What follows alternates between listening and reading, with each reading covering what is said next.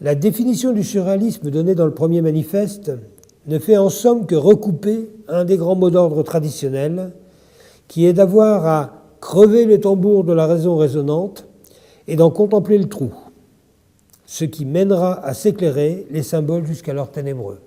Fin de citation.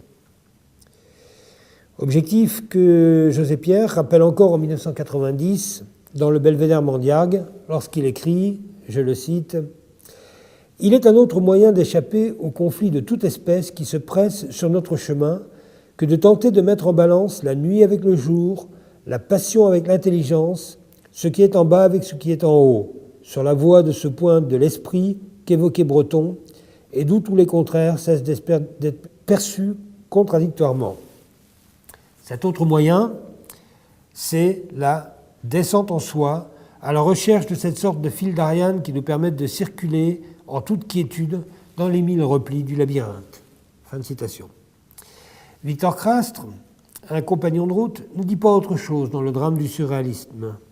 Quand il faut observer à propos de Breton, je le cite, « Dans chacune de ses œuvres, du second manifeste à Arcane 17, c'est toujours en creusant dans le sens de l'ésotérisme qu'il fouillera, Breton, les profondeurs du soi-disant inconnaissable.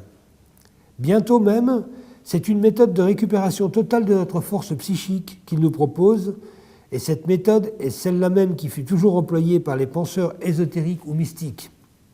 La descente vertigineuse en nous, l'illumination systématique des lieux cachés et l'obscurcissement progressif des autres lieux sont les phases de l'ascèse mystique. » Fin de citation.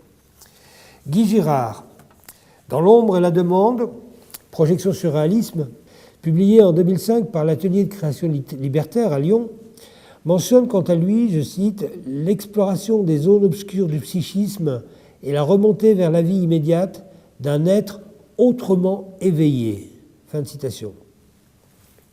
Descendre en soi, illumination des lieux cachés, éclairage jeté sur les symboles, éveil.